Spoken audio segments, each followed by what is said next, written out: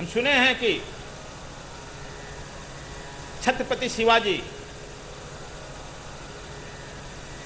जब मुगलों से लड़ रहे थे, मुगल लोग हमारे यहाँ बहुत बहु बेटियों को उठा ले जाता था।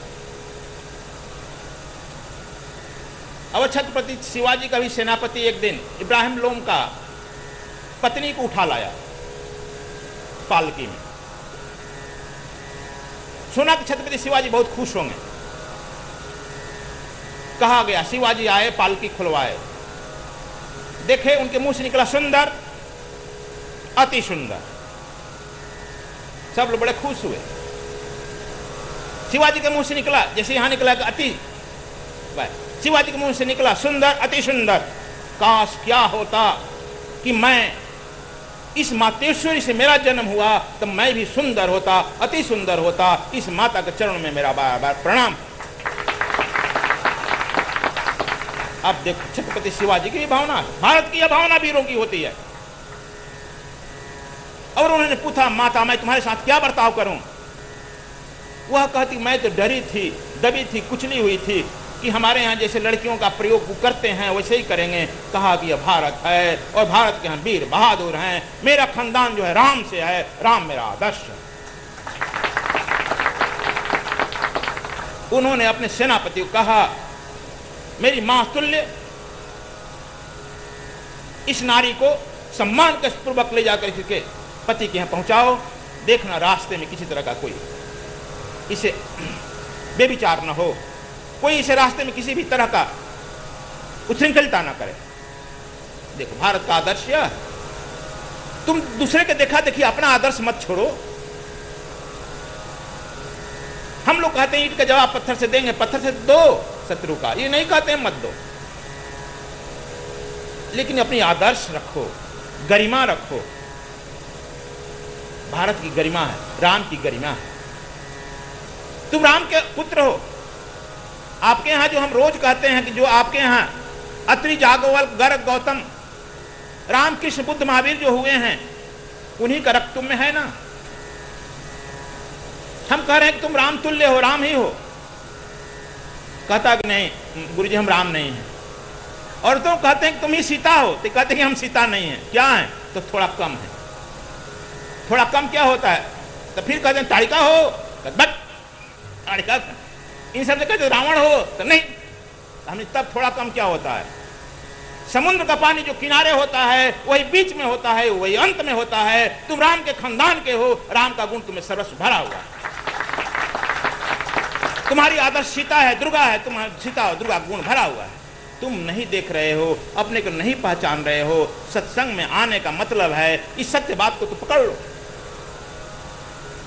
जिस दिन तुम सत्य तुम्हारे साथ उद्घाटित हो जाता है, जिस क्षण तुम सत्य को पकड़ लेता है, तुम राम बन जाता है, तुम सीता बन जाती हो और तुमको कोई ध्यान करने की जरूरत नहीं है। तुम्हारा जीवन मुक्त हो गया। आगे कहते हैं कि पानी जोर आगे भई ठाढ़े, प्रभु बिलोक प्रीति अति बाढ़े, के ही विधि स्तुति करो तुम्हारे, अधम जाति में जड़ मत भारे। रामायण में आया है, कह दी मैं जड़मती हूं। नारी को तुम लोग कहते हो जड़मती हूं, और अधम जात की भी हूं। आपकी स्तुति मैं नहीं कर सकती हूं प्रभु, आप ही बताओ मैं स्तुति कैसे करूं। कोई श्लोक तो मेरे गुरु जी सिखा कर नहीं गए थे, लेकिन उन्होंने कहा है इस बारी प्रत्येक आदमी राम की खोज करता है, और एक दिन राम तुमको खोजते हुए तुम्हारे आश्रम में आ जाएगा। तुम जो है वह तुमको नवधा भक्ति सिखा देंगे, तुम उसको उचित दिशा निर्देश दे देना और तुम्हारी मुक्ति यहां से हो जाएगी। भगवान राम भगवान राम के मुंह से अन्यास निकल जाता है। जाति पात कुल धर्म बढ़ाई, धन बल परिजन गुण चतुराई, भगति ही नर सोही जैसे, बिन जल बारिद देखे जैसे।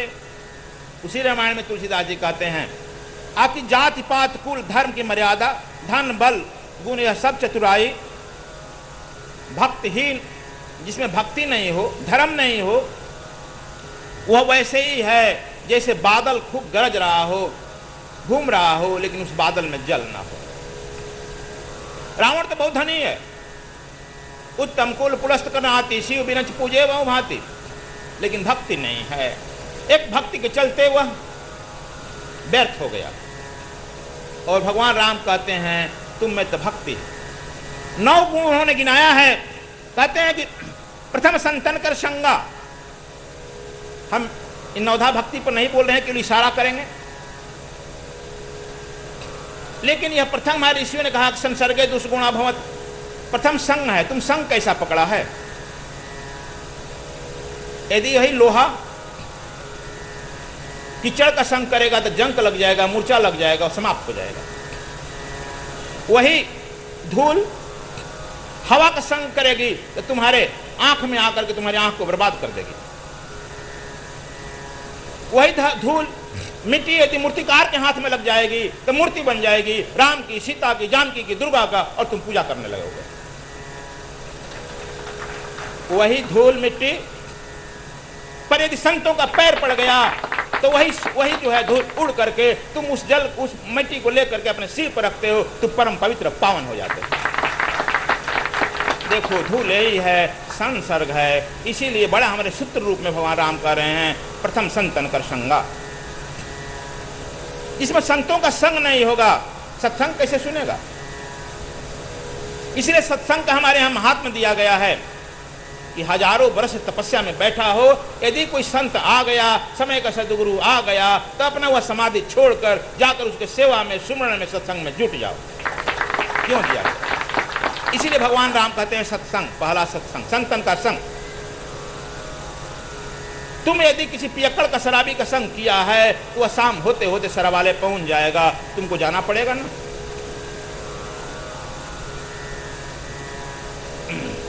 इसीलिए वह संग का बड़ा असर पड़ता है। तब कहते जब संग करेगा तो संत के साथ जहां बैठेगा तब वह सत्संग ही न करेगा, प्रभु का गुणगान करेगा।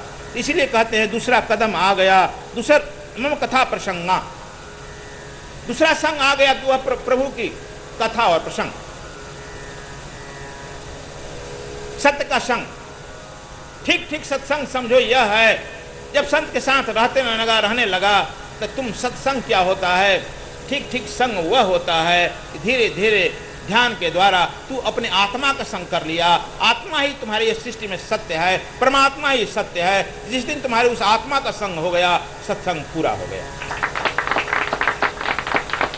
नहीं तो तुम किसी पियक्कड़ का साथ पकड़ लिया तो तुम जो बोलेगा बत्संग होगा ना। बत्संग के बाद क्या होता है?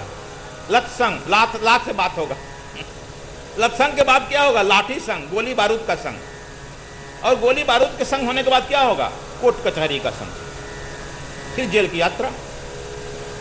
दोनों तो बात ही करते हैं ना। तीसरा कहते हैं कि अभिमान रहित होकर गुरु के चरण में सेवा करना।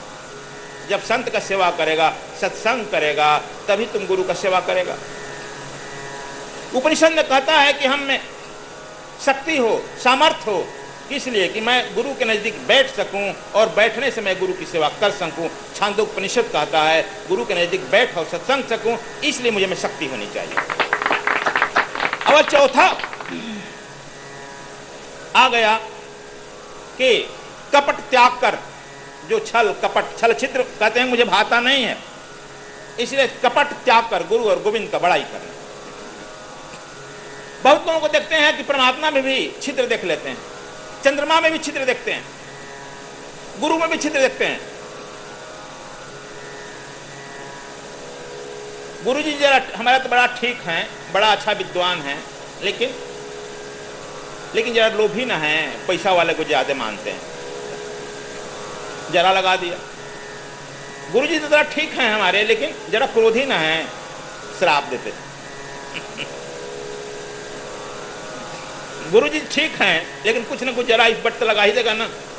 यह कहते हैं कि जरा कपट त्याग दो। भगवान राम कहते हैं कि कपट त्याग देता है भामनी।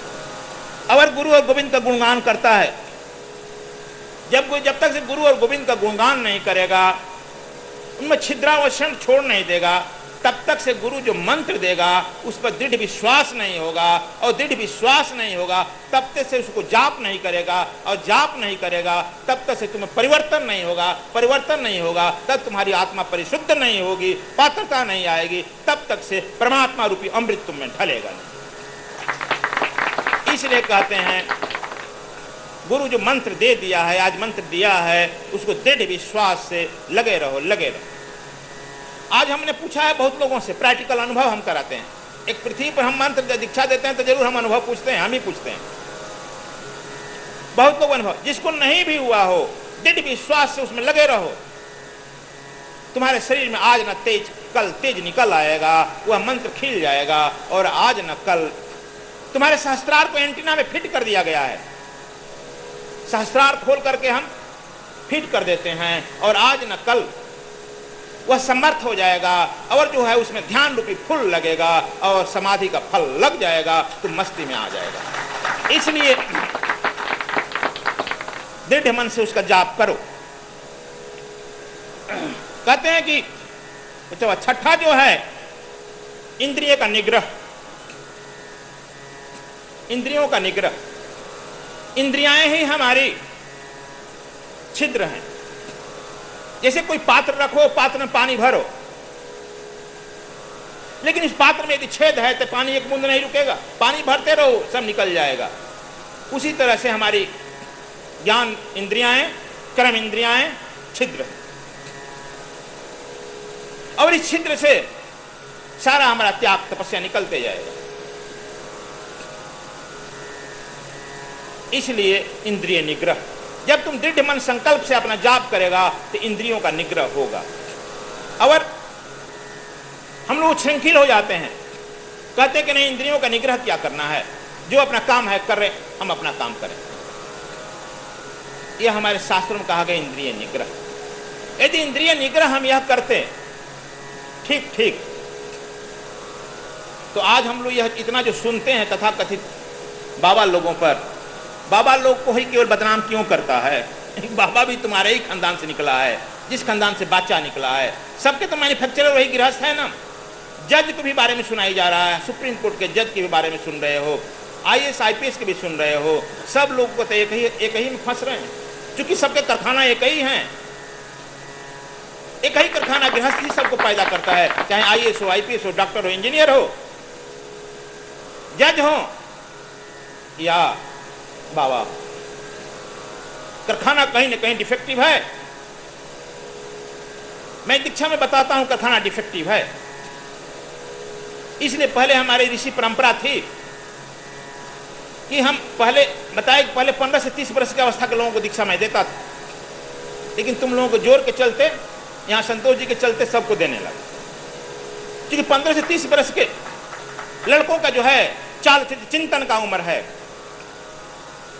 और वह साधना जब करेगा उसकी बुद्धि कुशाग्र होगी, चरित्र का निर्माण होगा, तब वह अपने बहन को, यदि बहन देखता है तो पड़ोसी के लड़की में बहन देख लेगा, अपनी लड़की में यदि लड़की को देख लेगा, पड़ोसी के लड़की में भी लड़की देख लेगा, अपने माँ को माँ समझ लेगा, पड़ोसी की माँ को भी माँ समझ लेगा। यदि नहीं किया तो समझ में नहीं आएगा बच्चे। इसलिए इस साधना को बच्चे को कम से उम्र में ही जरूरत है। इसलिए हमारे यहाँ है कि गुरु गृह पढ़न गए रघुराए, गुरु गृह गए। आज तो गुरु गृह रहा ही नहीं गया।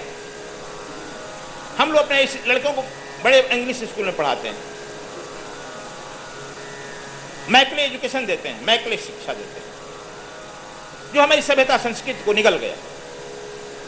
फिर रोते हो कि हमारा लड़का हमारे कहने में नहीं, क्या हो गया? चलो, लेकिन यहां पर जो है भगवान राम कह रहे हैं दृढ़ मंत्र विश्वास जप करना, और कहते हैं कि बहुत संसारिक कार्यों से वैराग्य लेकर के संत का आचरण करना सातवीं भक्ति है। देखो, ये देखते हो ब्रह्मचारी संत के हमारे इधर खड़े हैं, बैठे हैं लोग, संसार से वैराग्य ले लिए, और संसार से वैराग्य लेकर के संतों का आचरण करना। आचरण जब करना तुम शुरू कर देगा। पहले देखो, हम लोग कहते हैं कि वेशभूषा में क्या रखा है। साधारण तुम ट्रेन में जाओ और टीटी का एक काला कोट न हो, टिकट मांगेगा तो वो थप्पड़ खाएगा, मिलेगा कोई टिकट दिखाएगा। और जो संतों का यह ड्रेस पहना है, तुम यह पहन कर जाओ, किसी शराब की दुकान पर जाएगा, वेश्या की दुकान पर जाएगा, वह शराबी तुमको डांटते हुए भगा देगा, भाग, शर्म नहीं आ रहा है, बाबा होकर आया है शराब खरीदने। सिनेमा के लाइन लगो, सिनेमा वाला डांट कर, जो तुम्हारे आगे पीछे लाइन में लगे हैं वो भगा देंगे, बड़ा बेहुदा ही सिनेमा देखने आया है, खुद जो देखने जा रहा है लेकिन तुमको नहीं देखने देगा। वह जानता है कि यह बाबा है खराब, ये हम तो खराब हो ही चुके हैं, क्यों खराब हो रहा है।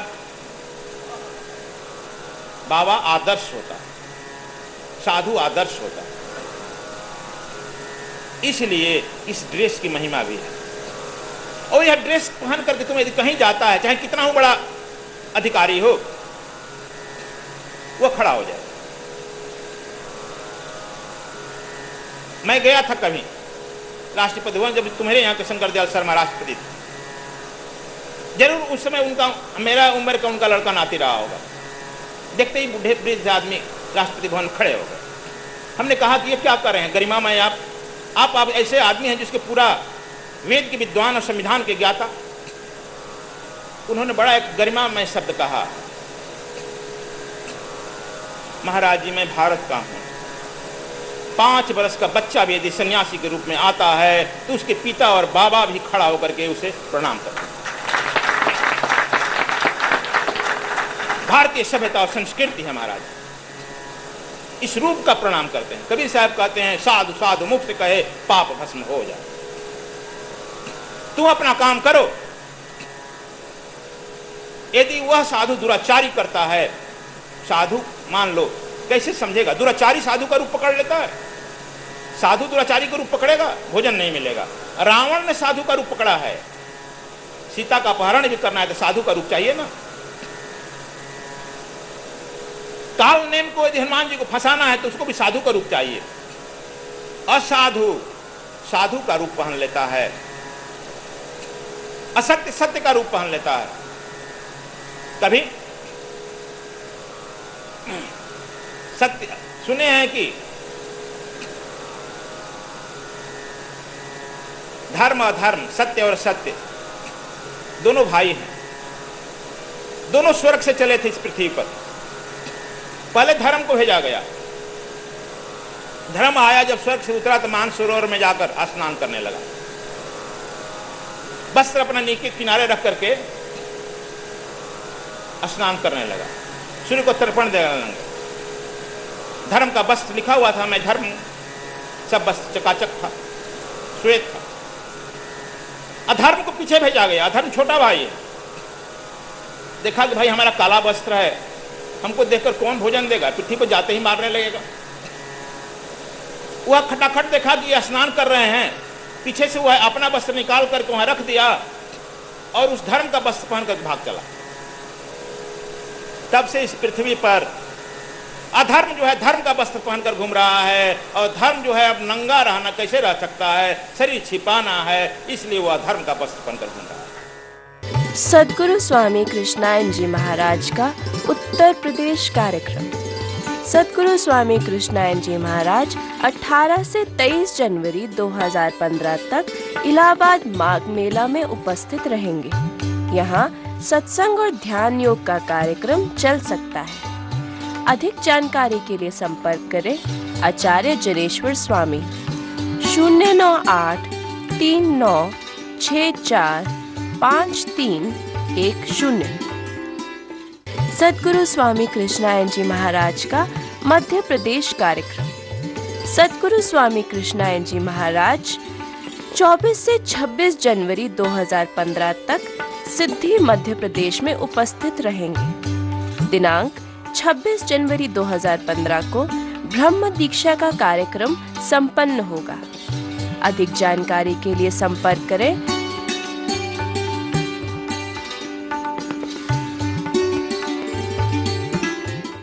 मानव जीवन में सफलता प्राप्त करने की ध्यान प्रथम और अंतिम विधि है। वर्तमान युग में भौतिक और आध्यात्मिक उन्नति को प्राप्त कर मानव सेवा की कला सीखें। सद्गुरु स्वामी कृष्णायन जी महाराज की अमृतवाणी में स्वर योग साधना कार्यक्रम आस्था भजन पर प्रतिदिन रात्रि 9:20 पर और आस्था चैनल पर प्रत्येक रविवार रात्रि 10:20 पर।